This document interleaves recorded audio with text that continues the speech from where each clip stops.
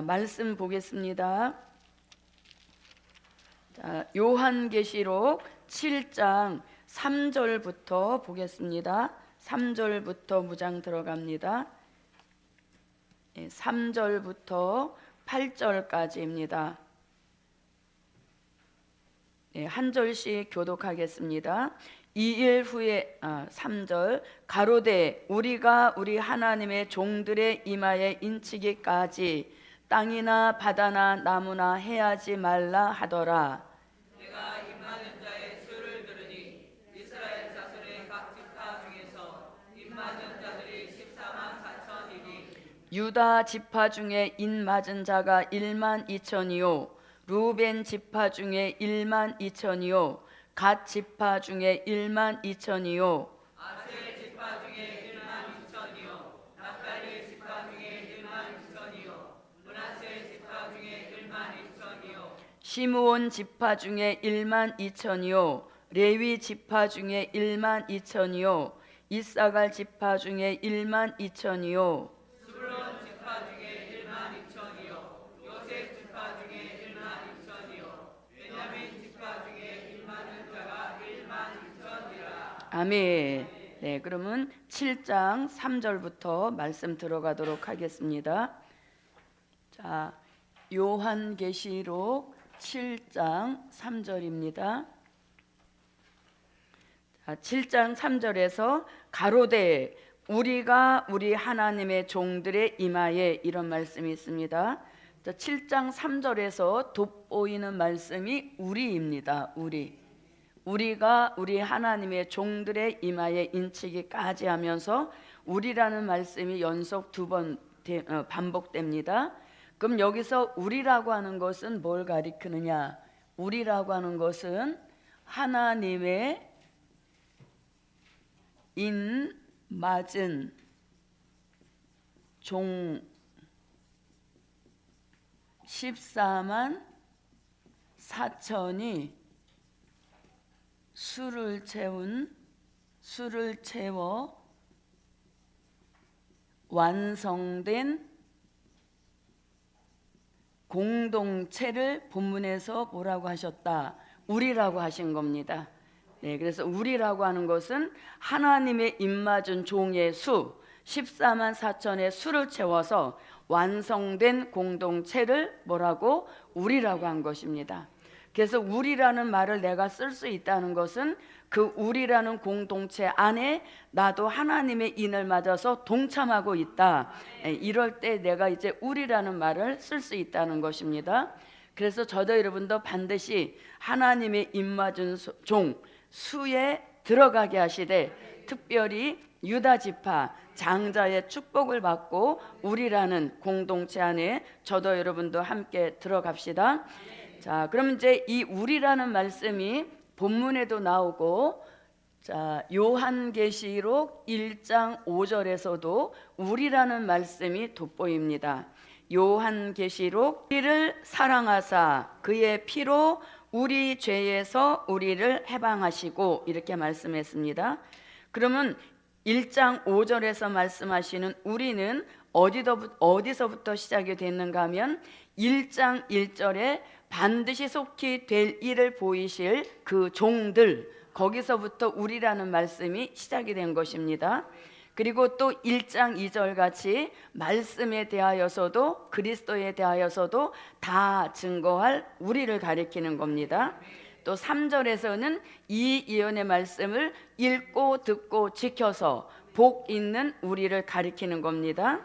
그리고 5절에서 땅의 임금들이 될 우리를 뜻하는 것입니다. 자, 땅의 임금들이 될 우리는 예수의 피로 죄에서 해방도 하시고 또 그 우리를 하나님이 사랑도 하신다. 그래서 우리라는 말씀 이렇게 하고 있습니다. 다 여러 곳에 있습니다만은 또 요한계시록 19장 6절부터 8절에서도 우리라는 말씀이 나옵니다. 자, 요한계시록 19장 6절부터 8절입니다. 때문에 우리는 어린 양의 아내가 될 우리를 가리키는 것입니다. 결국 우리가 되려면 반드시 하나님의 인을 맞는 그 축복을 받아야 되겠습니다. 자, 계시록에서 요 정도 하고, 자, 이사야 4장 1절에서도 7 여자 같은 신령한 영적 교회 축복을 받으려면 우리라는 그 공동체 안에 들어가야 그 축복을 받게 된다는 것입니다. 이사야 4장 1절입니다. 라는 말씀이 여러 번 나옵니다. 자, 그 다음에 또 이사야 26장 19절 중반절에서도 우리의 시체들은 일어나리라 하면서 시체까지도 공동체를 이루는 것을 볼 수 있습니다. 자, 한번 읽어봅니다. 네, 우리의 시체들, 그 시체들이 곧 계시록 7장 1절로 4절 같이 하나님의 인을 맡고 다시 예언하고 죽은 그 시체들을 가리키는 것입니다. 그 시체 안에 저와 여러분의 시체도 반드시 있어야 되겠습니다. 자, 옆에 분과 시체가 되어 만납시다. 네, 그래서 시체가 되어야만 또 뭐도 받을 수 있다. 생기도 받을 수 있는 거예요. 그래서 시체가 되지 않으면 생기도 받지 못하는 것이죠. 그래서 죽을 때는 반드시 같이 죽어줘야 살아날 때도 같이 살아나는 그 축복을 받게 되는 것입니다. 자, 그 다음에 또 우리라는 말씀이 이사야 33장 2절에서도 우리라는 말씀이 여러 번 나옵니다. 그래서 우리라는 말씀, 그래서 저도 여러분도 우리라고 하는 것은 이제 우리가 말씀도 하나로 통일이 되었고 또 마음도 예수의 마음으로 하나로 통일되고 신앙도 사상도 또 영계도 생활까지 다 하나로 통일돼서 하나같이 움직일 수 있는 그 무리를 우리라고 하는 것입니다. 그래서 저도 여러분도 우리 안에 들어가서 하나같이 쓰시는 그 축복이 함께 하시기를 바랍니다. 자, 그 다음에 이제 다시 계시록 7장 3절로 와 보겠습니다. 자, 우리가 우리 하나님의 종들 이렇게 말씀합니다. 하나님의 종들. 자, 그럼 여기서 우리가 우리 하나님의 종들, 그러니까 이 종들이 되려면 반드시 이마에 하나님의 인침을 받아야만 종들 안에 들어갈 수 있다는 얘기인 것이죠. 그래서 이 시대에 마지막 때 쓰실 종들은 그 지금까지 우리가 고정관념으로 알고 있던 종들의 개념과는 틀린 것입니다. 그래서 여기서 하나님의 종들은 반드시 뭐를 맞아야, 하나님의 인 맞은 표가 있을 때 종들 안에 들어가 우리 무리 안에 들어가게 된다는 얘기인 것이죠. 자, 그럼 이 하나님의 종들은 이미 요한계시록 1장 1절에서 반드시 속히 될 일을 그 종들에게 보이시려고 할 때 그 종들과 동일한 인물인 것입니다. 계시록 1장 1절입니다.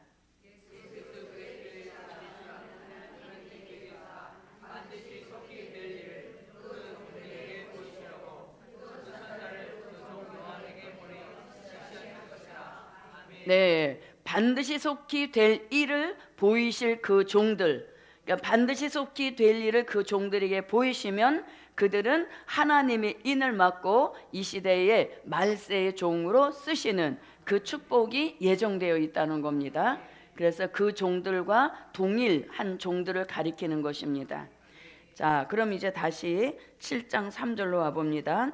종들의 이마에 인치기까지 이랬습니다. 하나님의 종들의 이마에 뭐치기까지, 인치기까지 이랬습니다.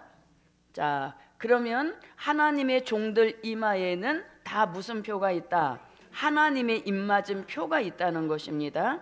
자, 이 이마에 하나님의 입맞은 표가 있는데, 자, 이 이마에는 하나님의 인입니다.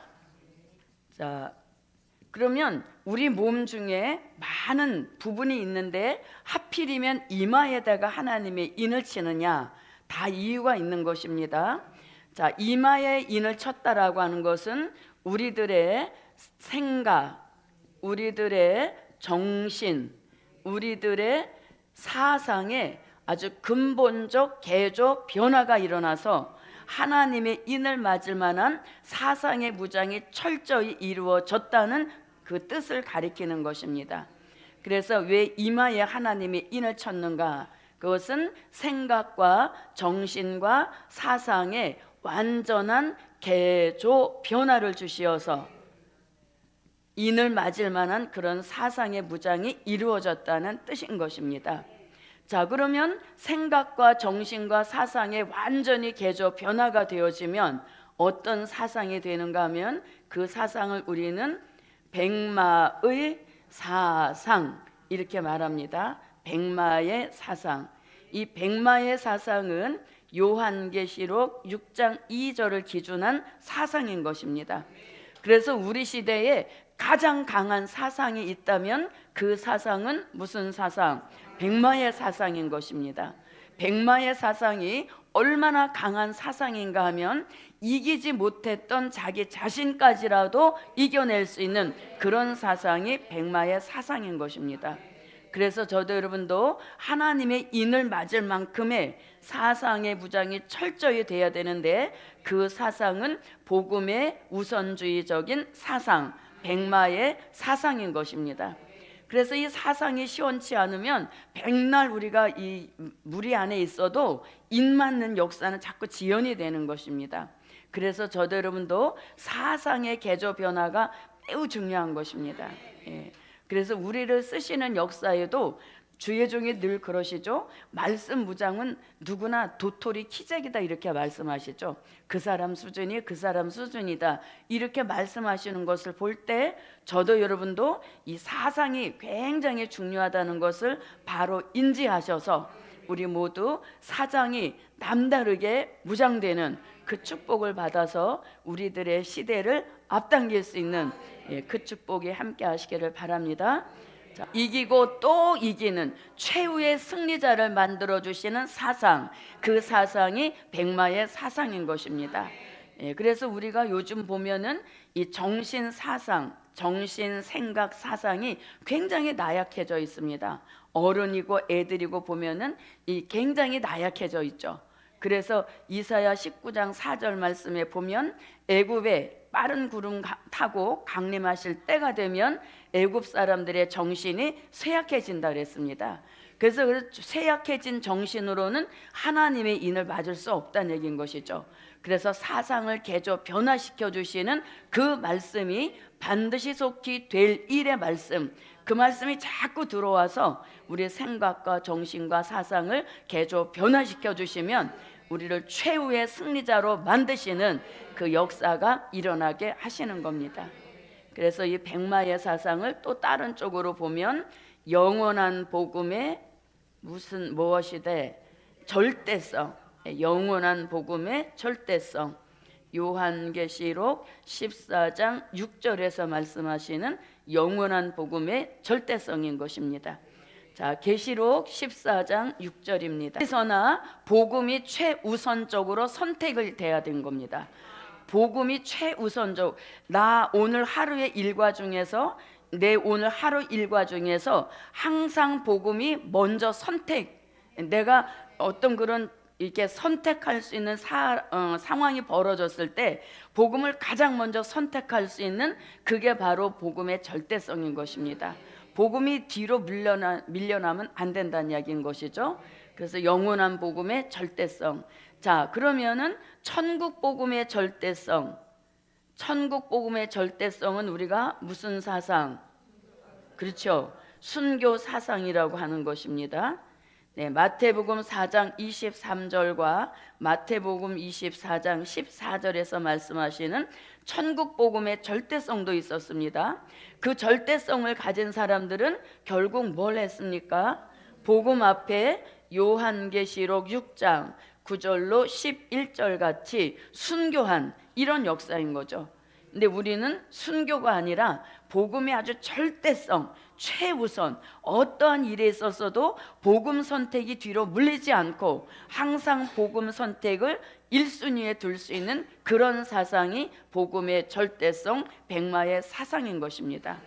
자, 그러면 마태복음 4장 23절입니다. 한국 복음은 예수님 3년 공생애 동안에 예수님이 직접 쏟아내신 주옥 같은 말씀들을 가리키는 것입니다.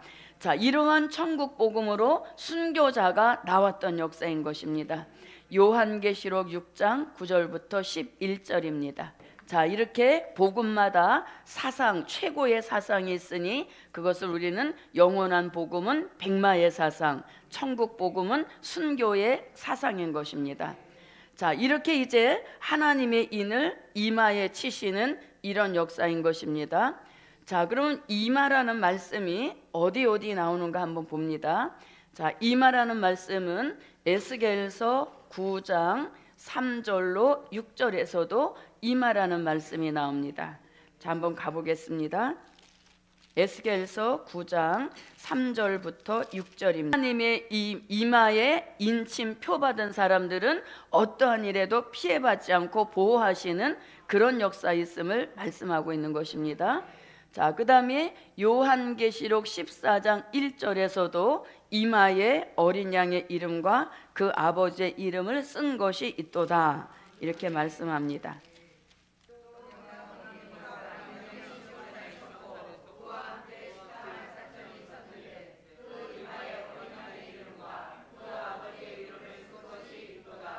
네, 그래서 하나님의 인은 결국 어린 양의 이름과 아버지의 이름 쓴 그것 자체가 하나님의 인이라는 것입니다. 자, 그럼 에스겔 선지자도 이마에 표 있는 자에게는 가까이 마라 하면서 보호 역사 있음을 말씀했는데, 요거랑 비슷한 말씀이 요한계시록 9장 4절에서 자, 이마에 하나님의 인침 받은 사람들 황충으로부터 피해받지 않게 하시는 보호 역사 있음을 말씀하고 있습니다. 요한계시록 9장 4절입니다.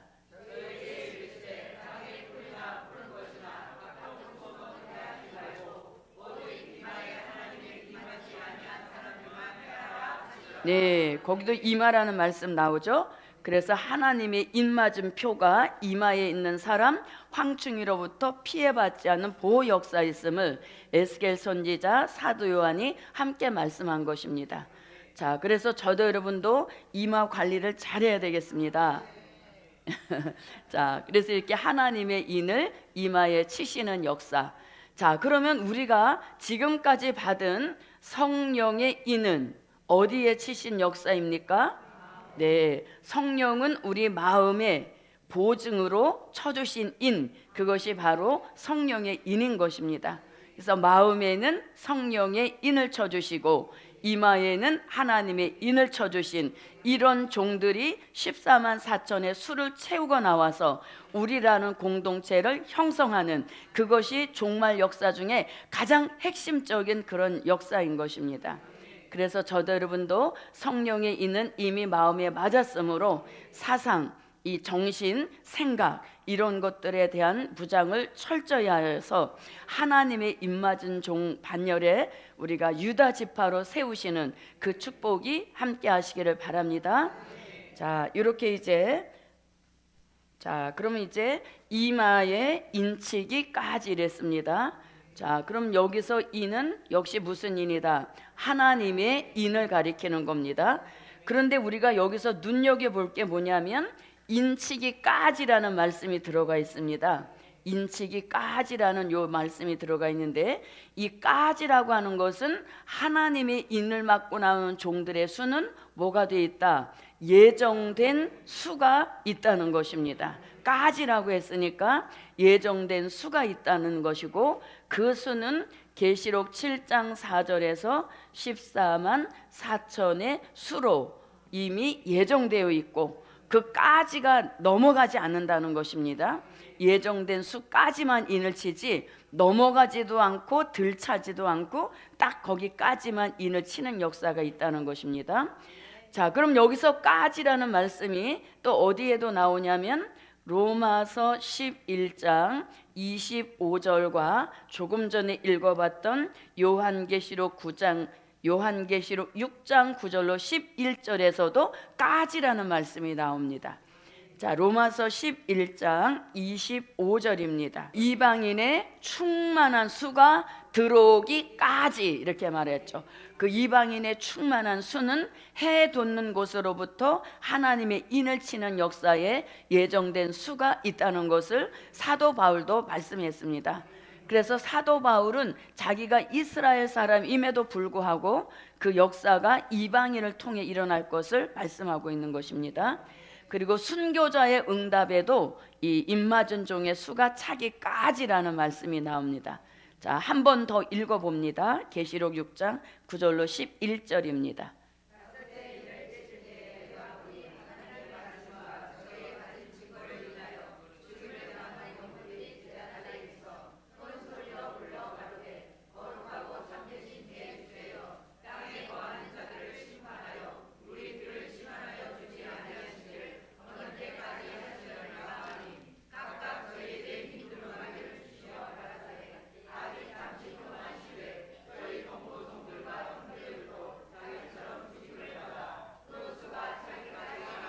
네, 자기처럼 죽임을 받아 이랬죠.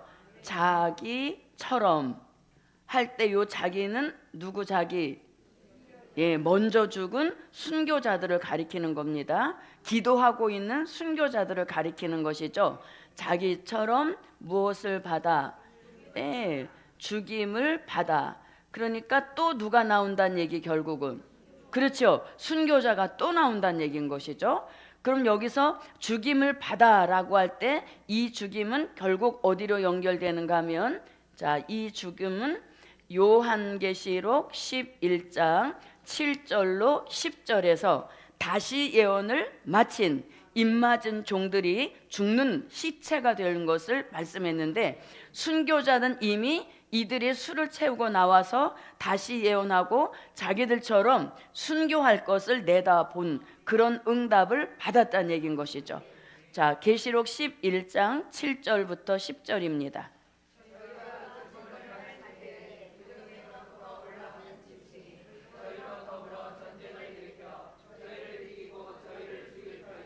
네, 저희를 이기고 저희를 죽일 터인즉, 거기 죽인다, 그게 바로 계시록 6장 11절에서 말씀하시는 죽임을 받아 라는 말씀과 같은 것입니다.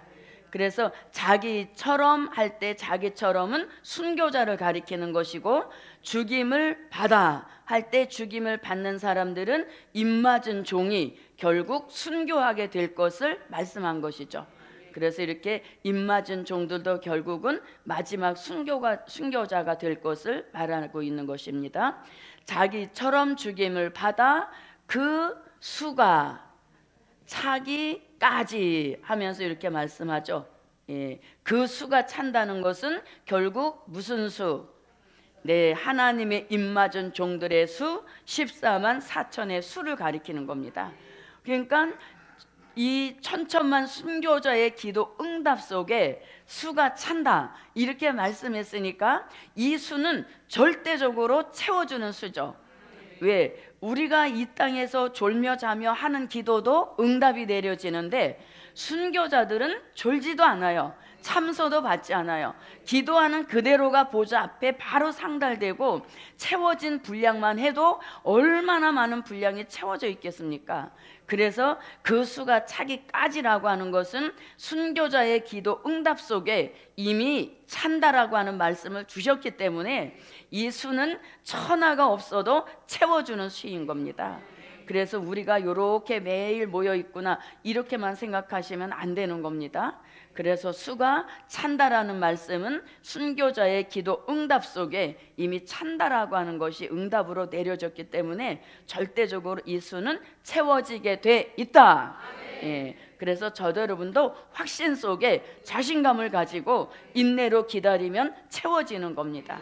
그러나 한 발 더 나간다면 저도 여러분도 그 수를 채우는 일에 천사같이 쓰여지는 그 축복이 있다면 우리는 그날에 상급받는 종이 될 줄 믿습니다. 그래서 이렇게 그 수는 틀림없이 채워진다는 것을 순교자의 기도 응답을 통하여서 알려주고 있는 것입니다. 자, 그럼 이제 다시 7장 3절로 와 보십시오. 7장 3절 읽어주세요.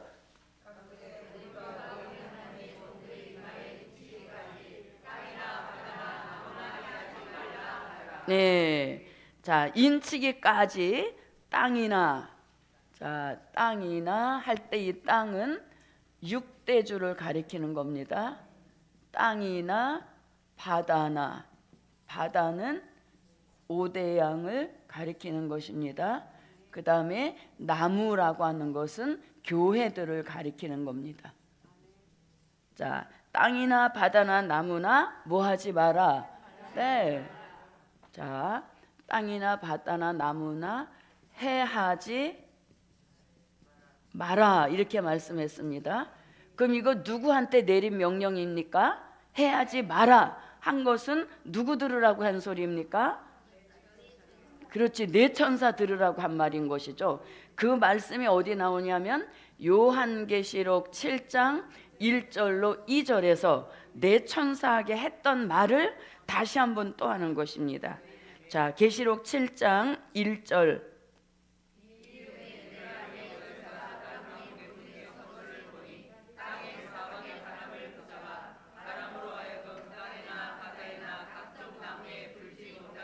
네, 불지 못하게 하더라. 거기 나왔죠. 그리고 또 한 번 2절에서 또 한 번 합니다.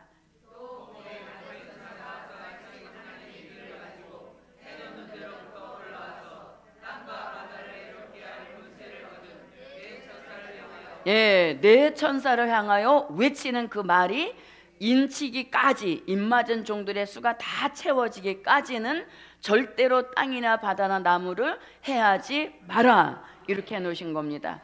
그러니까 입맞은 종의 수를 채우는 역사가 전쟁이 일어난 시기까지도 좌우할 만큼 엄청 큰 역사라는 것을 알려주고 있는 것이죠.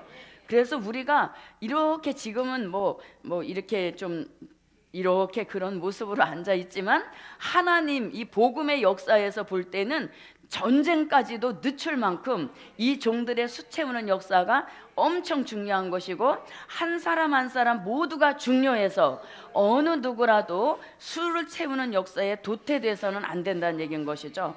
그래서 우리가 복음의 실전에 나가서 보면 한 사람 살리는 게 무지 힘이 드는 겁니다. 물론 뭐 이렇게 특별하게 막 가서 방문해서 말씀 전하고 이렇게 하지 않고도 오늘 한번 저희 교회 와보시겠습니까? 이렇게 하면 그냥 오시는 분도 계세요. 그냥 오시는 분도 계신데 막 다리품 팔죠, 말품 팔죠, 또 때로는 또 물량 봉쇄도 해줘. 이래도 안 되는 사람은 또 안 된단 말입니다. 그래서 이렇게 우리가 이제 복음 받아서 여기까지 왔을 때는 굉장히 한 사람 한 사람이 소중한 사람인 겁니다. 예, 그래서 어떠한 일로도 피해받아서 떨어지거나 낙오되거나 이런 일이 생기진 않아야 되겠습니다. 예, 사람 살리는 그 역사가 얼마나 참 대단하고 힘이 들고 이렇다는 것을 저도 여러분도 일찍 경험해 보신 줄 믿습니다. 예, 그래서 옆에 분 한 분 한 분이 참 옆에 분에게 참 소중한 분이세요. 네. 예, 참 소중해서 우리 한 사람 한 사람을 귀히 여길 수 있는 그런 은혜가 함께 하시기를 바랍니다. 자, 그럼 이제 다시 와 보십시오. 자, 인치기까지 땅이나 바다나 나무나 해하지 말라 그랬죠? 그러면 요게 이제 어디 가서 해하지 마라. 자, 여기 보면은 7장 2절에서 땅과 바다를 해롭게 할 권세를 얻은 내 천사. 그럼 이제 권세는 얻어놨지만 아직 쓰지 않지요. 왜? 입맞은 종의 수가 채워지지 않았기 때문에 권세는 받아놓은 겁니다. 그럼 그 권세를 어디 가서 쓰는가 하면 요게 이제 요한계시록 9장 14절부터 15절 여기 가서 이제 받아놓았던 권세를 써서 지구 땅 3분의 1을 죽이는 그런 일들이 발발이 된다는 것입니다. 자, 계시록 9장 14절부터 15절입니다. 그래서 여기 가면 결국 무슨 전쟁이 일어난다? 네, 요한계시록 9장 13절에 가서 6째 나팔 불면서 유브라데 전쟁이 이때 일어나게 되는 것입니다. 그래서 입맞은 종들의 수가 채워지기 전까지는 절대로 유브라데 전쟁은 공식적인 전쟁은 일어나지 않는다는 것이죠. 그래서 지금 중동 지방이 시끄러운 것은 누구 정신 차리라고? 입맞기로 예정한, 그리고 복음 받은 저와 여러분 정신을 바싹 차려서 입맞기에 합당한 종으로의 많은 변화를 받으란 얘기인 것이죠. 그래서 요거는 입맞은 종이 수가 채워져야만 터지는 전쟁이기 때문에 지금 일어나는 전쟁은 사명자를 깨우시고자 하는 하나님의 깊은 뜻인 것을 저도 여러분도 바로 아시길 바랍니다. 자, 그럼 이제 이렇게 해놓고 4절부터 8절로 들어갑니다. 자, 4절 읽어주십시오.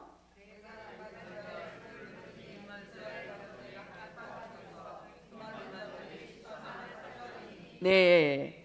자, 여기서 이제 이스라엘이라는 말씀이 굉장히 중요한 겁니다. 내가 인맞은 자의 수를 들으니 그 수를 정확하게 이제 알려주는 게 4절인 겁니다. 이스라엘 자손의 각 지파 중에서 인맞은 자들이 14만 4천이니 이렇게 말합니다. 이 여기서 우리가 주의할 것은 이스라엘입니다. 자, 이 이스라엘은 육적 이스라엘이 아니라는 것, 우리가 이미 10가지 증명 속에서 다 이미 무장한 말씀입니다. 그러면 여기서 말씀하시는 이 이스라엘은 이사야 14장 1절 같이 다시 택함 입고 나오는 영적 이스라엘을 가리키는 겁니다. 다시 택함 입고 나오는 영적 이스라엘인 것입니다. 자, 이사야 14장 1절입니다. 그래서 야곱이 자꾸 연합돼서 1만 2천, 야곱이 자꾸 연합돼서 14만 4천의 수를 채울 때 그들이 다시 택감 입고 나오는 영적 이스라엘이 되는 것입니다. 자, 요 과정도 우리가 이미 10번 10번까지의 진리를 통해서 이미 무장한 말씀입니다. 자, 이렇게 해서 이제 8절까지 마치고 계시록 7장 9절로 14절을 들어가도록 하겠습니다. 요한계시록 7장 9절부터 14절입니다. 이제 소재를 붙이면 이렇습니다. 자, 이들은 백성 될 자의 구원을 말씀한 것입니다. 백성 될 자의 구원을 말씀했습니다. 그럼 여기서 백성이라고 하는 것은 이런 의미입니다. 자, 요한계시록 7장 1절로 8절 같이 하나님의 입맞은 종들이 수를 채워 나와서 계시록 10장 11절 같이 요한계시록 11장 3절로 6절 같이 다시 예언을 외칠 때에 다시 예언 외침을 듣고 따라 나온 그 흰 무리들을 가리키는 겁니다. 자, 이렇게 이제 따라 나온 이 흰 무리들이 예비처 보호처를 거쳐서 요한계시록 11장 15절 같이 그리스도의 나라가 이루어지면 그 나라 계시록 20장 9절 같이 성도들의 진에 들어가서 1000년 동안 이사야 65장 20절부터 25절 같이 백성의 삶을 1000년 동안 살 사람들이기 때문에 백성이라고 하는 것입니다. 그리고 여기서는 될 자라는 요거를 우리가 기억을 해야 되겠습니다. 왜냐하면 종과 백성이 한꺼번에 나오는 게 아니란 얘기인 것이죠. 종이 먼저 나와서 수를 채우고 그 다음에 다시 예언 끝에 나오기 때문에 이들은 될이라는 말씀을 쓴 것입니다. 자, 그래서 이렇게 입맞은 종들의 수가 채워지면 반드시 다시 예언이 있습니다. 이 다시 예언이 누구를 살리기 위하여서 백성 될 자를 살리기 위하여서 반드시 외침이 있어야 되는 것입니다. 그리고 그 외침을 통해서 나오게 되면 예비처 보호처를 거쳐서 그리스도의 나라에 들어가고 그리스도의 나라 중에서도 성도들의 진에 들어가게 되는 것이죠. 그 진에 들어가서 1000년 동안 이런 삶을 살게 되는 것입니다. 자, 그러면 계시록 10장 11절 다시 예언입니다. 자, 이 예언을 통해서 나옵니다. 그리고 그리스도의 나라에 들어갑니다. 자, 11장 15절입니다. 이들은 어디에 들어간다? 성도들의 진에 들어가게 되는 것입니다. 계시록 20장 9절입니다.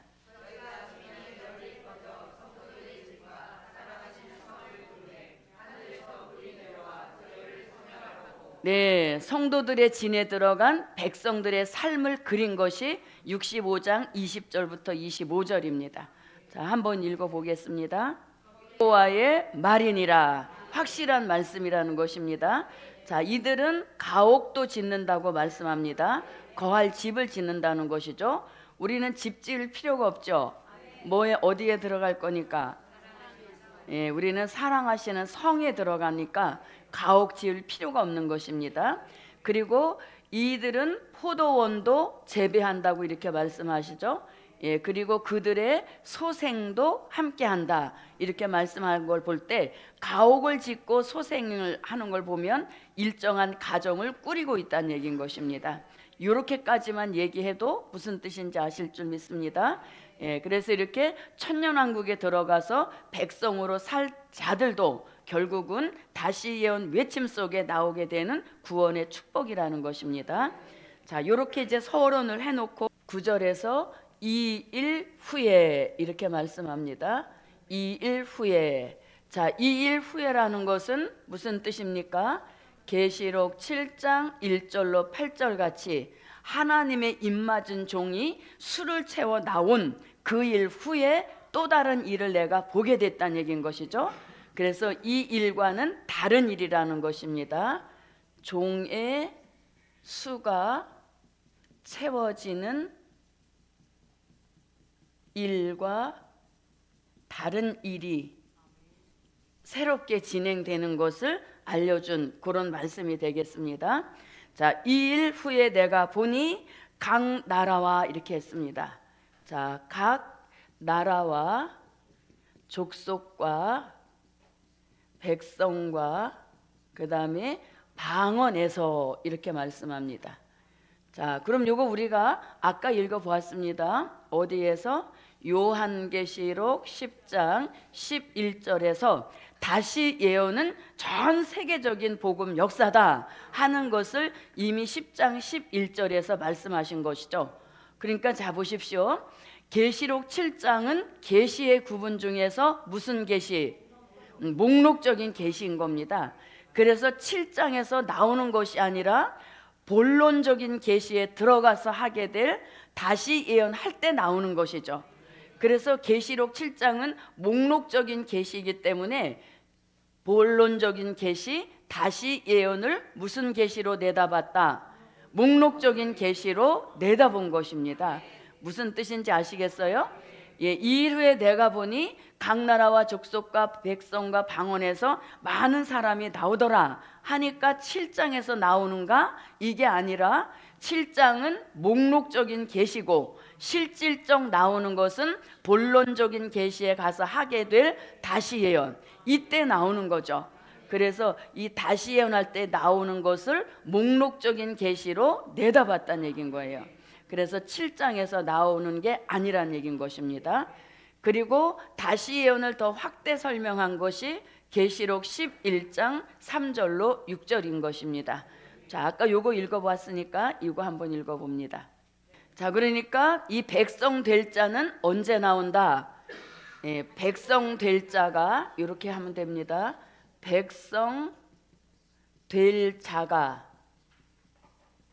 나오는 때를 이렇게 설명한 것입니다. 그럼 그 나오는 때는 언제다고? 다시 예언할 때 나온다는 겁니다.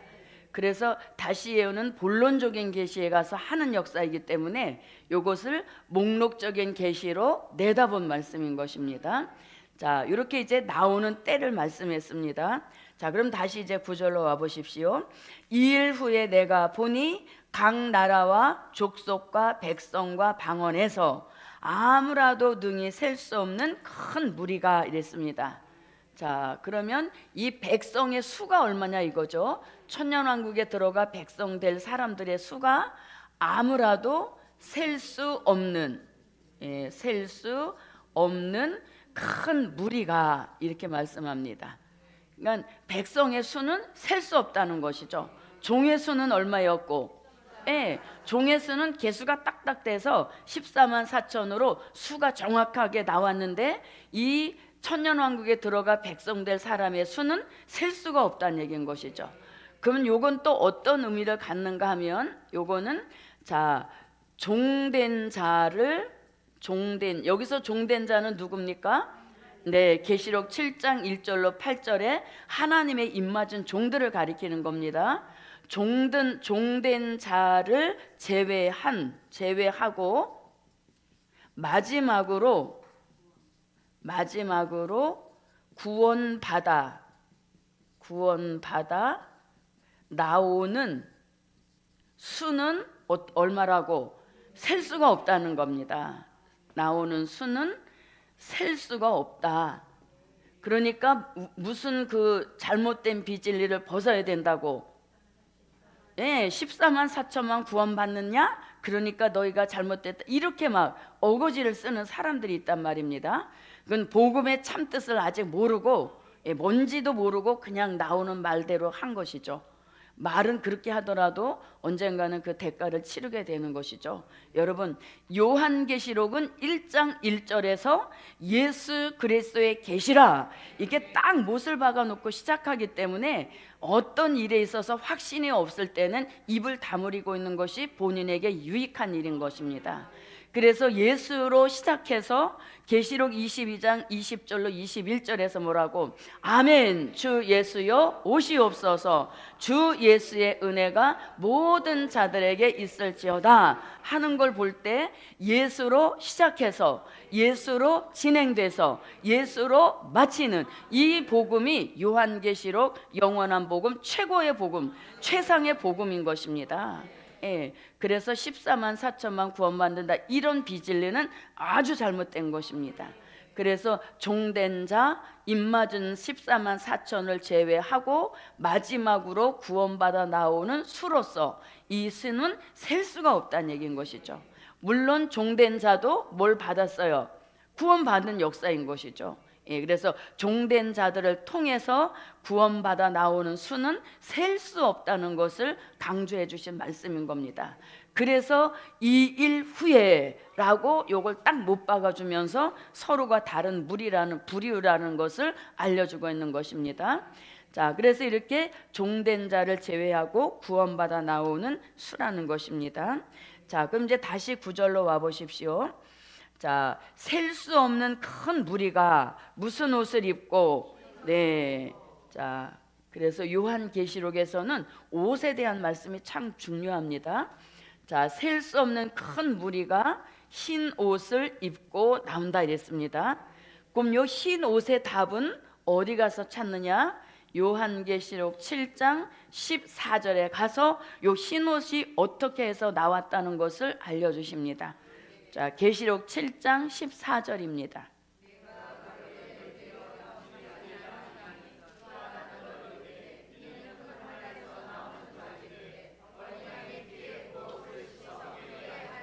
네, 흰 옷을 입게 된 동기가 무엇이라고 말합니까? 네, 어린 양의 피에 그 옷을 씻어 희게 했다 이랬습니다. 그래서 여기서 흰 옷은 종된 자가 입는 흰 옷과는 조금 차이가 있는 것입니다. 격이 다르다는 것입니다. 그러므로 이것은 속죄의 옷이라고 보는 것입니다. 속죄의 옷이라고 봅니다.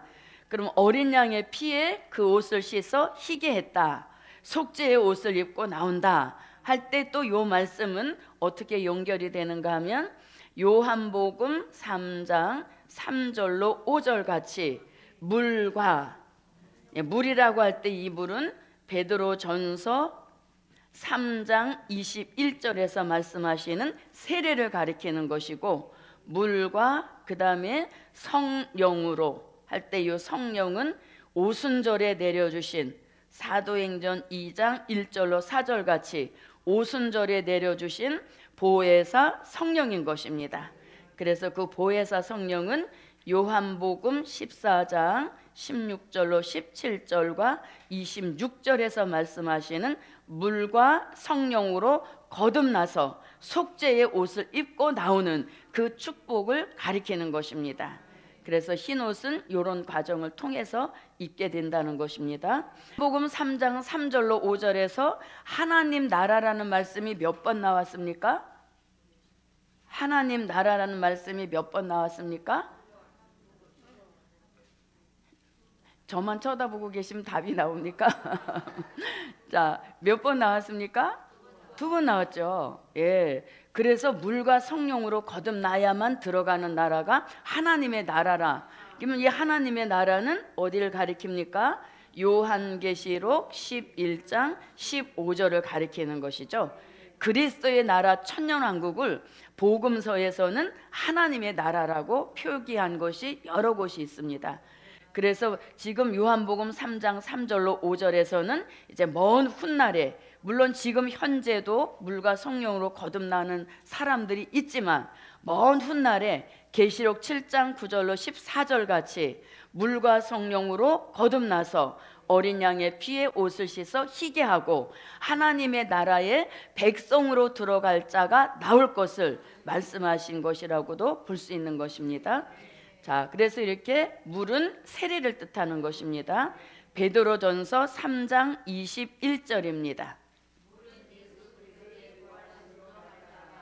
반드시 세례를 꼭 받아야 되는 것입니다.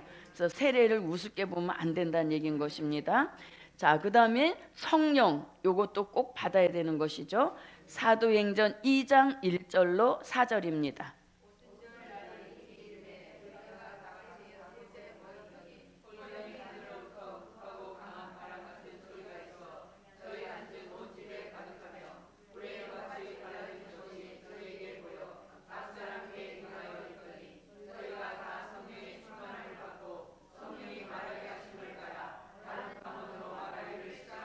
네, 그 성령은 보혜사 성령인 것입니다.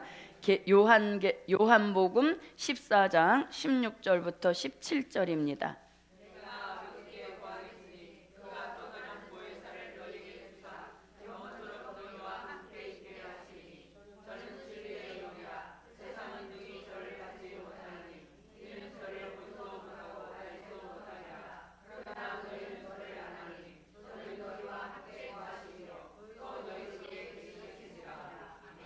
자, 26절입니다.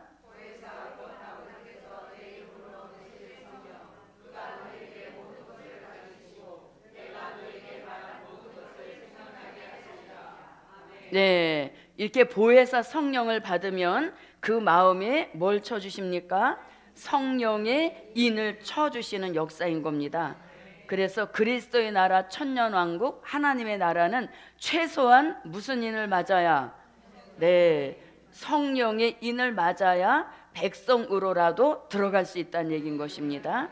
자, 그러면 성령의 인이란 말씀은 에베소서 1장 13절과 고린도 후서 1장 22절과 고린도 후서 5장 5절에서 성령의 인은 마음에 쳐주시고 이 성령의 인이 항상 보증하셔서 이제는 그리스도의 나라에도 들어가게 하시는 그런 때가 온다는 얘기인 것이죠. 그래서 성령의 인을 치는 역사입니다. 에베소서 1장 13절입니다.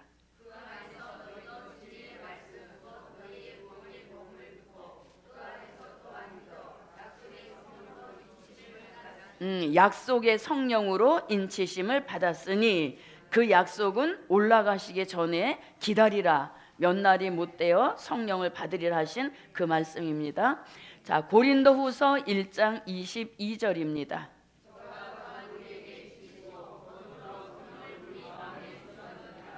네, 마음에 주셨다. 고린도후서 5장 5절입니다.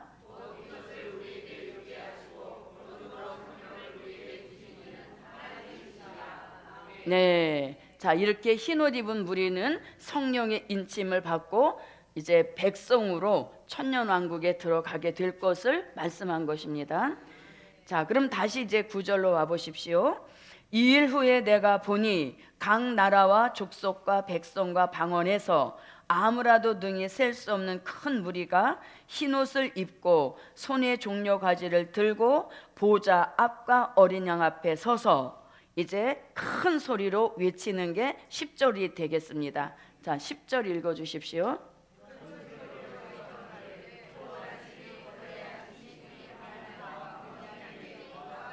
네, 자, 그러니까 저와 여러분의 사명이 얼마나 큰 사명인지 아시겠죠? 누구를 살려낼 사명? 셀 수 없는 흰옷 입은 무리를 다시 예언 외침을 통해서 살려낼 수 있는 그런 역사가 저와 여러분에게 이미 보장이 되어 있는 겁니다. 그러기 위하여선 작은 잭을 꿀같이 먹고 아구까지 채워야 그날에 가서 입만 열면 다시 예언할 수 있는 말씀이 끝도 없이 나오게 하시는 이런 역사를 통해 사람을 살리는 유능한 종으로 만들어주시는 축복인 것입니다. 자, 그 다음에 이제 10절 큰 소리로 외쳐 가로되 누가 큰 소리로 외쳐 가로되 그치 흰옷 입은 무리죠. 흰옷 입은 무리가 큰 소리로 외쳐서 이제 뭐라고 하는 그 내용이 그 다음 줄에 나옵니다. 구원하심이 그러니까 자기네가 환난 가운데서 구원받아 나오는 게 감사해가지고 큰 소리로 외치는 겁니다. 자, 셀 수 없는 큰 무리가 큰 소리로 외치니까 얼마나 큰 소리가 나오겠어요. 그때 저도 여러분도 귀 고막 조심합시다. 자, 그래서 큰 소리로 외쳐 가로되 구원하심이 이렇게 말씀하죠. 그럼 여기서 이제 구원하심이 할 때 이 흰옷 입은 무리들도 결국은 무슨 구원 받습니까? 그렇죠. 이들도 영육 구원은 받습니다. 뭐를 못해서 그렇지? 다시 예언도 못하니까 들림받지도 못하고 주의 재림 들림받지는 못하지만 이들도 영육구원은 받게 되는 것입니다. 그래서 구원하심이 할 때 이것은 영육구원입니다. 자, 그러면 영육구원에 대한 말씀을 우리가 마태복음 24장 21절로 22절을 말씀한 것이고 그 다음에 요한복음 11장 26절 데살로니가 전서 5장 23절 등에서 영육구원이 있음을 말씀하고 있습니다. 자, 마태복음 24장 21절부터 22절입니다. 자, 마태복음 24장 21절로 22절에서 창세 후 없는 환난 온다 이렇게 말씀하시고 환난과 함께 또 뭐가 있다? 구원 얻을 자들이 있다 이렇게 말씀하시죠. 그래서 환난에 받는 구원은 육체 구원임을 여기서 정확하게 말씀해 주시는 겁니다. 자, 요한복음 11장 26절입니다.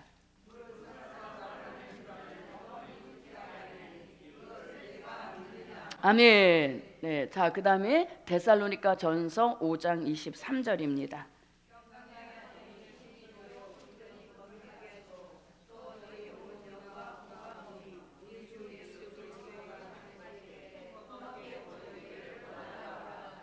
네, 자, 이렇게 해서 이제 흰옷 입은 무리들도 환난 가운데서 받게 되는 영육구원을 받는 축복이 있음을 알려주는 것입니다. 그러니까 이 꼴 저 꼴 보기 싫으면 편안하게 있다가 이제 언제 나오면 돼요? 다시 예언할 때 그때 입맞은 종들에게 어디로 가면 되나요? 하고 따라 나오면 되겠죠. 근데 이것도 우리의 선택사항은 절대 아닌 것입니다. 이 사람들도 예정되어 있는 것이고 종들은 더더욱 예정되어 있기 때문에 선택적으로 갈 길이 아니란 얘기인 것이죠. 예, 그래서 이들도 영육구원을 받아 나옵니다. 자, 그러면 이제 보세요. 아주 중요한 말씀이 나옵니다. 구원하심이 보좌에 앉으신 우리 하나님과 어린 양에게 있도다 이렇게 하죠. 구원을 해 줄 수 있는 분은 누구뿐이다? 하나님과 하나님과 어린 양. 이 여기서만 뭐가 가능하다? 구원. 그래서 다른 종교에는 구원이 없다는 것을 여기서 또 강조해 주는 겁니다. 자기네가 환난 가운데서 구원받아 나오고 보니까 이 구원은 하나님과 및 어린 양으로부터만 가능한 구원이다. 이걸 정확하게 말해 주는 것이죠. 그래서 우리 시대에 뭔 잘못됐다? 다원주의는 아주 잘못된 비진리라는 것을 여기서 또 확인시켜 주시죠. 그래서 이들이 기독교 역사상 마지막 구원받아 나올 무리들인 겁니다. 그 무리들이 구원에 대한 쐐기를 또 박아놓죠. 뭐라고? 하나님과 어린 양에게만 구원이 있다는 것을 정확하게 끝맺음하고 구원의 문도 완전히 닫히는 이런 역사인 것입니다. 그래서 다원주의는 아주 잘못됐다는 것을 또 확인해 주는 것이죠. 자, 여러분 요즘 그 숏폼 한 3분 내지 그런 영상 막 올라오죠. 여러분들도 보셨는지 모르겠는데 그 바이든 대통령이 취임할 때도 예배를 드렸다는 거예요. 그런데 그때 예배를 드릴 때 목사님들이 기도를 하셨는데 그분들이 기도할 때는 예수 이름으로 기도합니다를 안 했다는 거예요. 그래서 그 기도문을 번역을 해서 이렇게 띄웠더라고요. 뭐라고 하냐면 모든 신들의 이름으로 기도한다 이렇게 하는 거예요. 그리고 아멘, 우리는 그냥 아멘, 이거는 말씀대로 될 것을 믿습니다 이잖아요. 그러니까 아멘 and 우먼 이러는 거예요. 그러니까 남자와 여자의 이름으로 이렇게 하는 거죠. 그러니까 진짜 우리가 사는 시대가 무시무시한 시대가 된 거예요. 아멘 이렇게만 해야 그게 하나님의 법대로 드리는 기도인데 아멘 맨으로 본 거예요. 그리고 우먼 이렇게 남자 여자 이렇게 기도를 하는 시대가 되어버린 겁니다. 예. 근데 요번에 이제 뭐 저는 어떤 그런 걸 내세우는 건 아니지만 사실상 올라온 걸 드리는 거죠. 근데 이번에 이제 트럼프 그 취임식 때는 예수 이름으로 기도합니다. 딱 그렇게 하더라고요. 예. 그러면서 예수 이름으로 기도합니다. 이거 회복하기까지가 4년이 걸렸다 이렇게 얘기를 하더라고요. 예. 그래서 정말이에요. 이 다원주의가 이렇게 팽배한 겁니다. 모든 신들의 이름으로 기도합니다. 그리고 아멘, 우먼 이렇게 마치는 이런 시대가 되어버린 거죠. 예, 그러니까 여기서 이제 이걸로는 구원이 완전히 끝이 나는 거잖아요. 그러니까 우리 하나님과 어린 양에게 있도다 하면서 이제 구원은 다른 길은 없다. 예, 이게 딱 아주 못을 박아주는 그런 말씀인 것이죠. 자, 그래서 우리는 마태복음 1장 18절로 21절 그리고 또 사도행전 4장 10절로 12절 사도행전 16장 30절로 31절 등에서 구원은 오직 예수. 다 같이 구원은 오직 예수. 아유, 자, 우리가 예수 그러면 여기서부터 뭔가가 떨림이 있어야 돼요. 예, 우리가 막 최상의 복음 받아서 막 으쌰으쌰 하니까 그런 마음은 조금 더 없겠지만서도 가만히 보면은 이게 좀 우리가 좀 느슨해진 것 같아요. 예, 요번에 이제 그 목포에 새로 오신 분이겠는데 예수 그러기만 하면 막 해서 예수 이렇게 해요. 근데 그분의 마음에는 여기 뜨거움이 끌어오른다는 것이죠. 그래서 저도 여러분도 구원은 오직 예수. 예, 예수 얼마나 강한 이름입니까? 천하 인류를 다 구원하고도 남을 만한 그런 강력한 이름이 예수예요. 그런 이름을 우리에게 주셨는데 엉뚱한 소리를 하고 있으니 주님 오실 때는 바야흐로 가까운 줄 믿습니다. 그래서 이런 게 우리에게 끝까지 진리의 기준을 잡아주는 구원에 대한 진리의 기준인 것입니다. 이 진리가 흐트러져서는 안 된다는 얘기인 것이죠. 자, 사도행전 4장 10절부터 12절입니다. 천하 인간의 구원 얻을 만한 이름을 우리에게 주신 바가 없다. 자, 16장입니다. 구원을 얻으리까 모든 신으로 구원 얻는다 이러지 않았어요. 주 예수를 믿으라. 그리하면 너와 내 집이 구원을 얻으리라. 정확한 구원론을 이렇게 알려주셨는데 엉뚱한 다원주의가 나와서 기독교를 다 망가뜨리고 있는 것입니다. 자, 이제 다시 와 보십시오. 큰 소리로 외쳐 가로되 구원하심이, 요건 이제 구원받아 나오는 흰옷 입은 무리가 자기네들을 구원해 주신 하나님과 어린 양에게 감사 찬양을 올리는 것입니다. 이렇게 이제 흰옷 입은 무리가 구원을 찬양하니까 11절에서 그거를 지켜보고 있던 모든 천사들의 반응이 11절에 나타난 겁니다. 자, 11절을 읽어주십시오.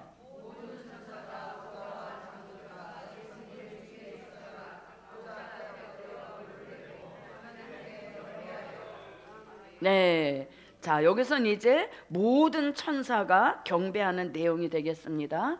자, 그러면 모든 천사, 자, 이 모든 천사에 대한 말씀을 요한계시록 5장 11절에서는 많은 천사 이렇게 했다면 또 다니엘 선지자는 다니엘서 7장 10절에서 모든 천사, 많은 천사가 똑같은 일을 하는 게 아니라는 것을 확실하게 알려주고 있습니다. 자, 요한계시록 5장 11절입니다.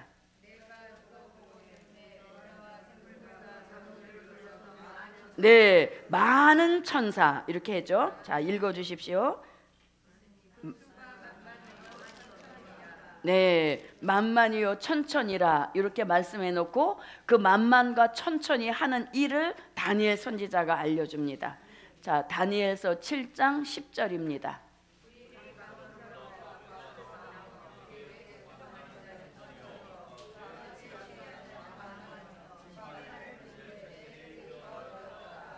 네, 자, 수종하는 자, 시위하는 자 이렇게 나누어져 있다는 겁니다. 자, 수종하는 자의 수가 천천히요. 그 다음에 시위하는 자의 수는 만만이라 이렇게 말씀합니다. 만만이라. 자, 그러면 수종하는 자의 수, 자, 만만, 천천만만. 그럼 요거는 이제 미가엘 천사장을 들 수 있는 겁니다. 자, 미가엘이 등장했다는 말씀 여호수아 5장 13절로 14절과 또 다니엘서 12장 1절과 요한계시록 12장 7절로 9절에서 이 마지막 때 미가엘 천사장이 쓰여질 것을 말씀했고, 출애굽 역사 때에도 미가엘 천사장에 나타나서 모세의 뒤를 이은 여호수아를 도와주었다는 말씀이 있습니다. 자, 그 다음에 천천은 우리가 보통 가브리엘로 들고 있습니다. 가브리엘은 비무장한, 네, 자, 여기다 요거 하나 빼먹었네. 여기는 비무장을 가리키는 것이고 여기는 무장을 뜻하는 것입니다. 자, 그러면 가브리엘이 어디서도 우리가 좀 익숙하게 볼 수 있는가 하면은 다니엘서 9장으로 한번 가보겠습니다. 다니엘서 9장에서 다니엘 선지자에게 선응답 후 기도의 축복이 내려진 것을 알려준 천사가 바로 가브리엘 천사입니다. 자, 다니엘서 9장 21절을 한번 봅니다.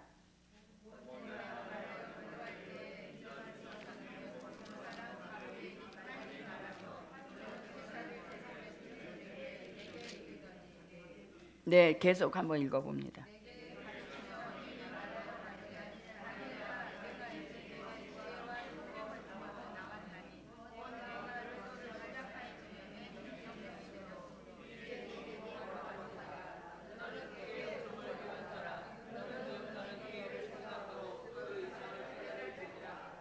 네, 자, 다니엘 선지자에게 선응답 후 기도의 명령을 전달하러 왔던 그 천사가 가브리엘이라는 것이죠.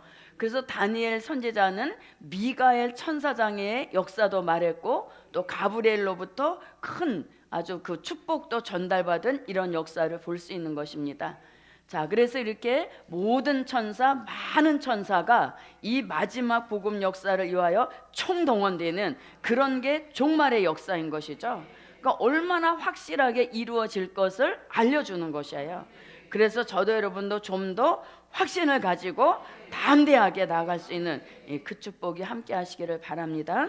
자, 다시 와 보십시오. 자, 계시록 7장. 모든 천사가 보좌와 장로들과 네 생물의 주위에 섰다가, 자, 보좌 할 때 그 보좌는 계시록 4장 2절로 3절에, 보좌는 계시록 4장 2절로 3절에서 삼위일체 하나님이 앉아 계시는 영광의 보좌를 뜻하는 겁니다. 이 보좌를 계시록 3장 21절에서도 아버지 보좌 이렇게 나타냈습니다. 자, 그 다음에 또 장로들과 했습니다. 장로들 할 때 이 장로들은 요한계시록 4장 4절에서 말씀하시는 24 장로를 뜻하는 것입니다. 그 다음에 네 생물. 자, 네 생물은 어디에 등장되나? 요한계시록 4장 6절로 8절에서 네 생물이 등장하는 겁니다. 자, 그러면 네 생물의 주위에 섰다가 보호자와 장로들과 네 생물 주위에 뺑 돌려서 보호자와 장로들과 네 생물을 뺑 둘러서 모든 천사, 많은 천사 시위하고 또 수종드는 그런 천사가 삥 둘러 있는 그 모습을 가리킨 겁니다.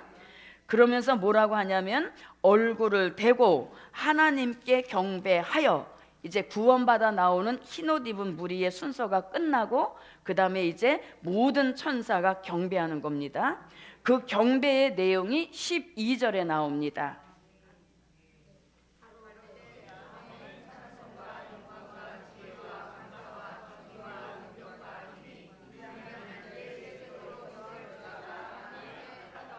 네, 자, 그럼 이제 이 천군과 천사들이 찬양하는 내용이 이렇습니다. 먼저 뭐가 나옵니까? 아멘이 나왔죠. 그럼 뭐에 대한 아멘? 그렇지, 흰옷 입은 무리가 나와서 구원하심이 우리 하나님과 어린 양에게 있도다 하니까 아멘 하면서 이제 모든 천사가 거기에 대한 화답으로 하나님께 경배한다는 것이죠. 그래서 아멘, 그 다음에 찬송과 그 다음에 영광과 지혜와 능력이네요. 지혜와 감사와 존귀와 능력. 지혜와 감사와 존귀와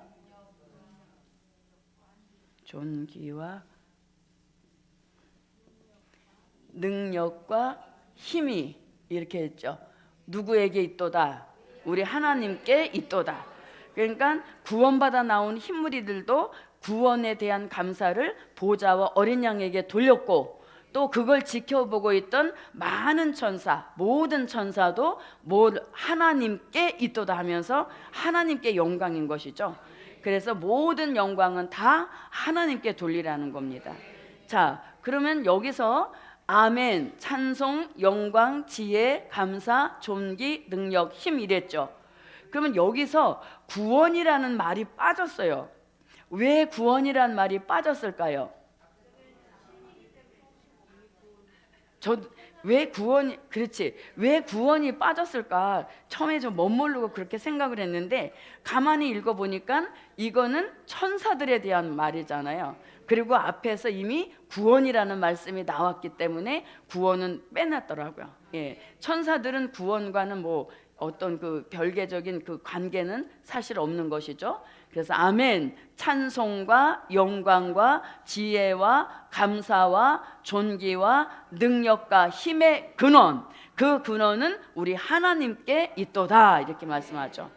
그래서 저도 여러분도 지혜도 구하시고 능력도 구하시고 힘도 구하셔서 마지막 이 시대에 모든 것을 구비한 능력자로 나오자.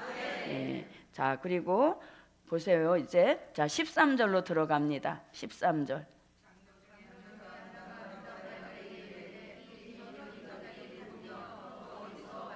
네, 장로 중에 하나, 24장로가 다 온 것이 아니라 24장로 중 하나가 응답하여 내게 이르되 흰옷 입은 자들이 누구며 또 어디서 왔느뇨 하고 물으니까 내가 가로되, 사도 요한이 가로되 내 주여 당신이 알리다 하니 그가는 누구?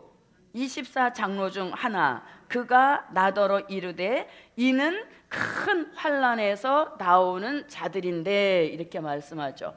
큰 환난에서 나오는 자들인데, 그럼 여기서 말씀하는 큰 환난은 다니엘 선지자가 다니엘서 12장 1절에서 말씀했고, 또 마태복음 24장 21절로 22절에서 말씀하시는 전무후무한 환난을 뜻하는 것입니다. 자, 큰 환난에서 나오는 자들인데 뭐라고 했습니까? 자, 큰 환난에서 나오는 자들인데 어린 양의 피에 그 옷을 씻어 희게 하였느니라 이렇게 말씀하시죠.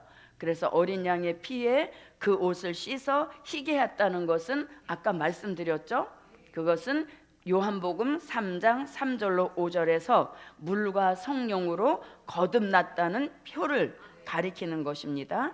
자, 그래서 이렇게 장로 중에 하나가 응답하여 내게 이르되 이 흰옷 입은 자들이 누구며 또 어디서 왔느냐 이렇게 말하니까 정확하게 큰 환난에서 나왔다 그랬죠.